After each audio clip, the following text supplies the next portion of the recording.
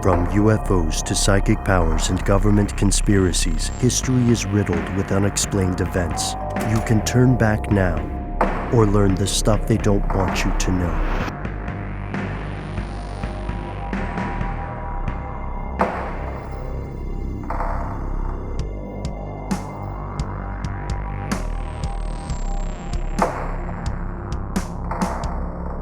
Okay, had a bit of a cliffhanger there. Hope everybody had a good break. There is another conspiracy that began. And this conspiracy is much more important than the events leading to and following that missile crash. So far, we've got a wayward missile. We've got some dangerous Cobalt-57. We've got an expensive recovery operation that's partially conducted in secret. But everything ends up, hunky-dory, right? At the end, the U.S. government, Mexican government, they're still vibing with each other overall. And the people of the area are not mutating or, dying of crazy rates of cancer. So it seems like, okay, this should be happily ever after, right? Yeah. Yeah, unless we go back to Jaime Gonzalez, the captain that we mentioned earlier, because there's a whole other story with regards to him. Yeah. Yep. You're absolutely right. So this guy has some hustle to him as well. He's what I would define as a go-getter. So he gets together with two other local landowners in Gomez Palacio, and they get together with some of their friends, and they say, wow, this is the most attention our part of Mexico has ever received. We're getting a lot of press now, you guys. We're international. We're on the international sphere. And as we said, there's not a lot of people out here. Mm-hmm, there aren't a lot of people out here. We don't get a lot of visitors. So, you know what? What if we take this and run with it?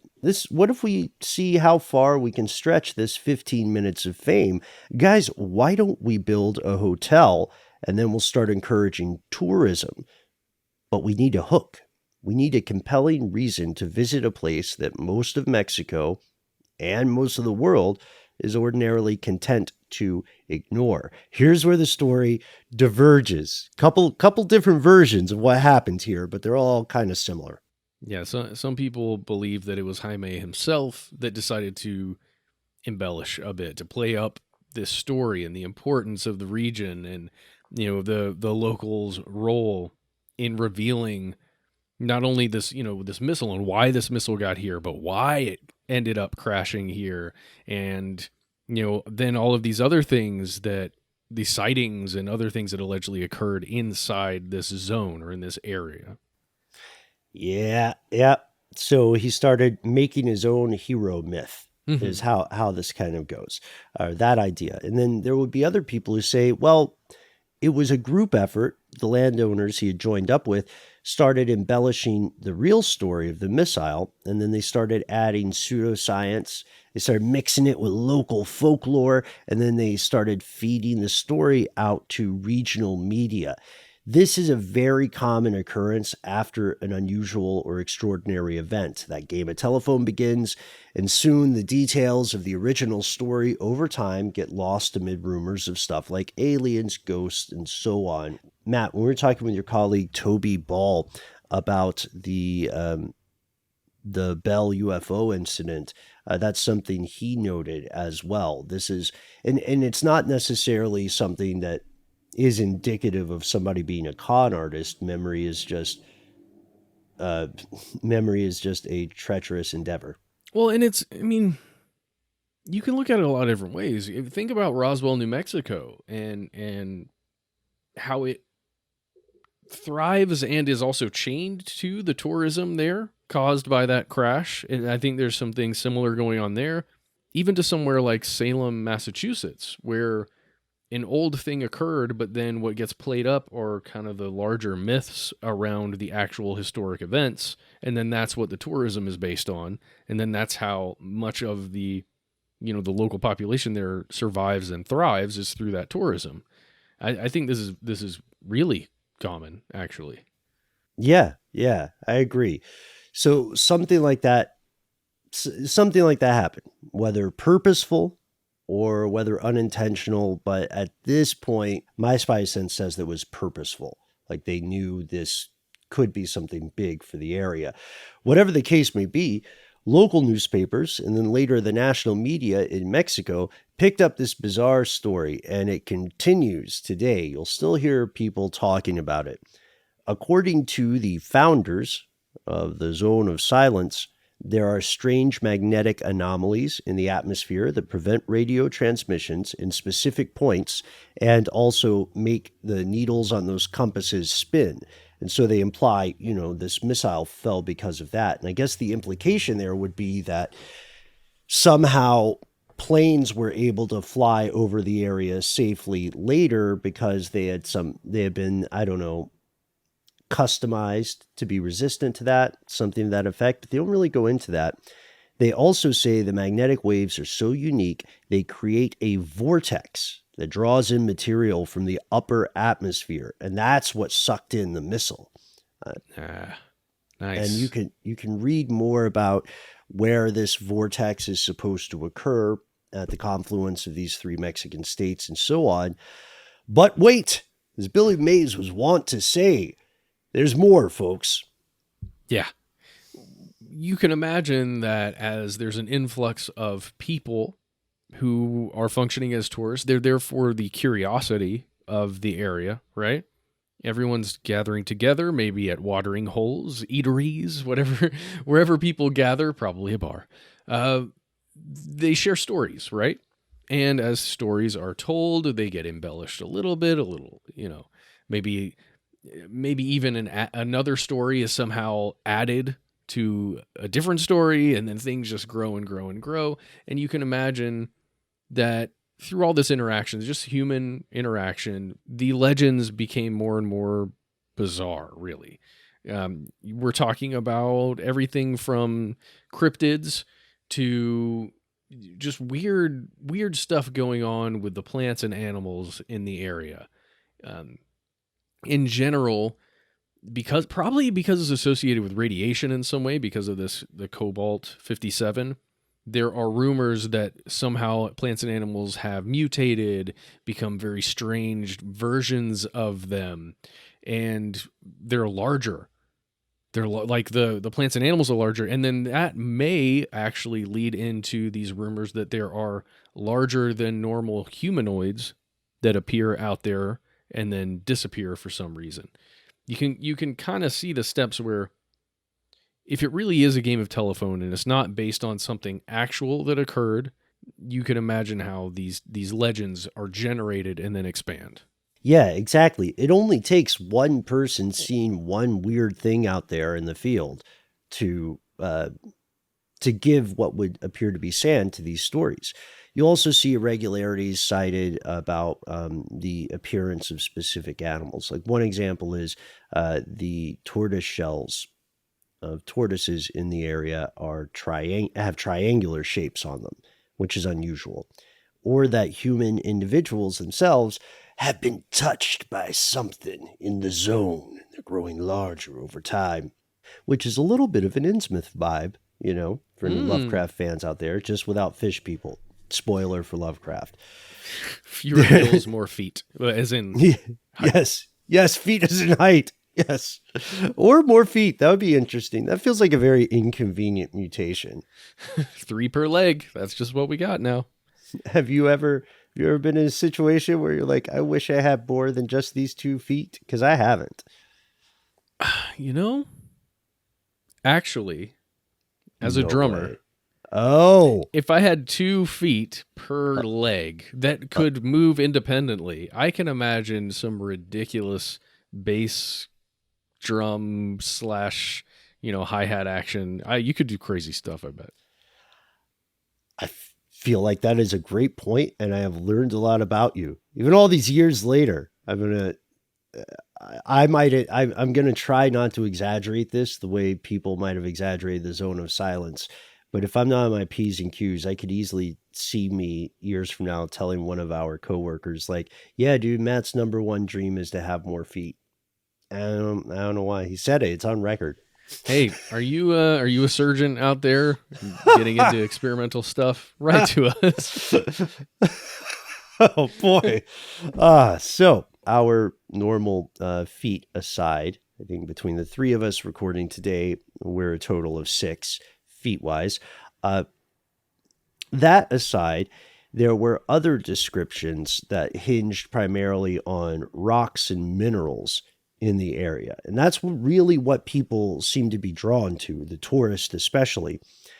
Because there is this purported vortex and meteorites over the course of history have hit this area, you can find strange rocks in the desert. But people will say some of these rocks vanish.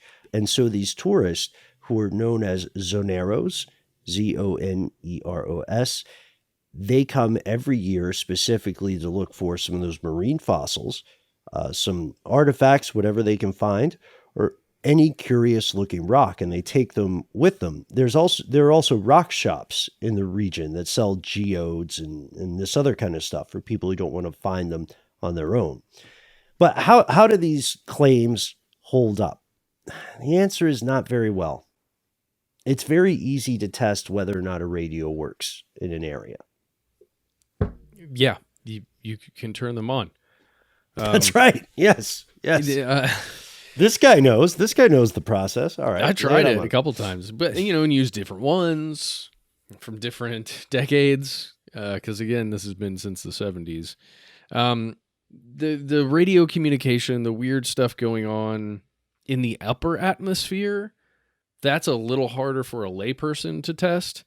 But I haven't seen any reporting where flights are restricted over this airspace. Again, when you search for a negative, it's very difficult. But I have to admit I haven't looked at flight paths over this area.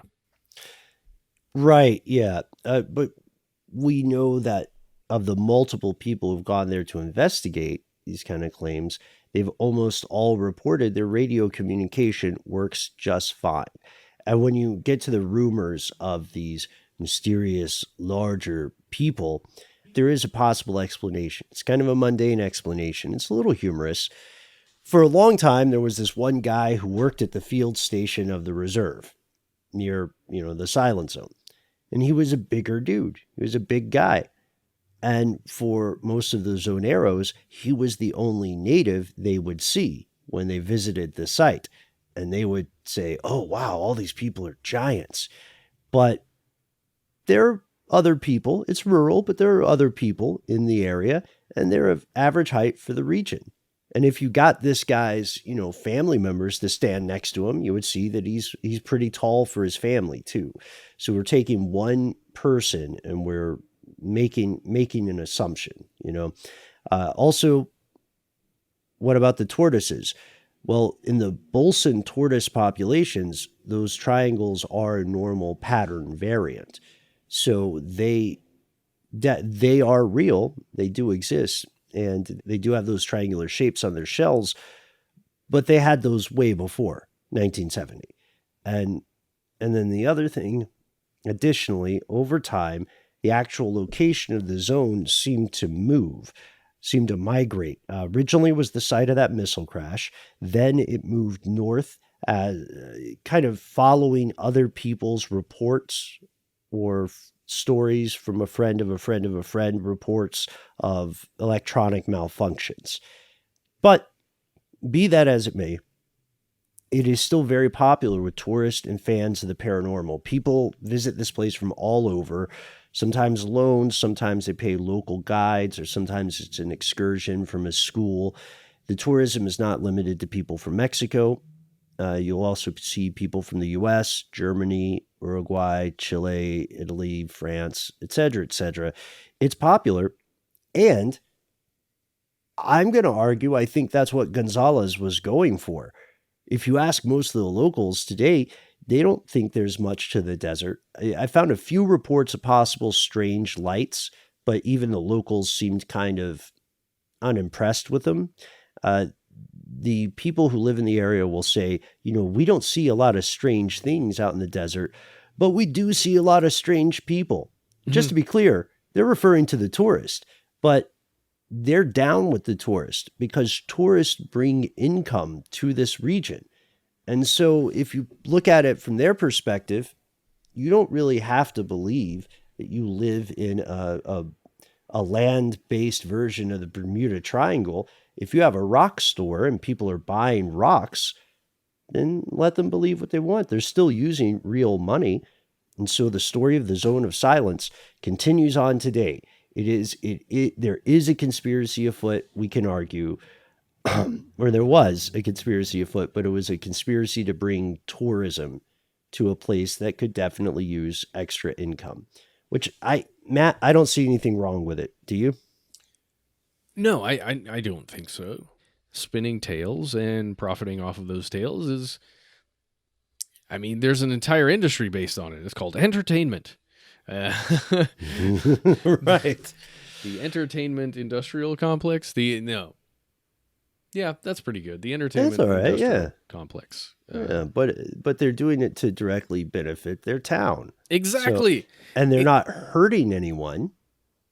Precisely. And, I mean, if you go to the Atlas Obscura website on this location, it's, what is it called? Exploring Mexico's Zone of Silence, where radio signals fail and meteorites crash. You can actually look at some of this area. The actual Zone of Silence camp is the Palacios Ranch that I believe we mentioned in here earlier. You can see the road signs out there pointing to the Zona del Silencio. You can, I mean, it's really interesting stuff, and it looks nice. It looks like a fun place to visit. If they're able to get some tourism dollars to this rural part of Mexico, then why the heck not? And imagine, even if there's nothing going on there, think about what looking up at the night sky would be like out there in this area. Amazing. Incredible. That's a very good point. Yeah. And this is where we leave the story today. But when we were working on this, we started thinking in terms of what else this could lead us to. And so we'd like to hear your opinion. First, is it wrong to spin a tale, like Matt's saying, an entertaining tale to get some tourist dollars? Obviously, we don't think so. They're not hurting anybody. The cobalt is long gone, so people aren't being exposed to radiation. But then also let us know what genuinely weird places are in your neck of the global woods. You'd be surprised how common regionally strange places are. Everything from haunted houses to places that are seen as visitation sites for UFOs, or places where things just disappear. We want to hear about them. We can't wait to hear from you, and your stories, your experiences may inspire an episode in the future. So find us. Tell us all about this. We're easy to find online.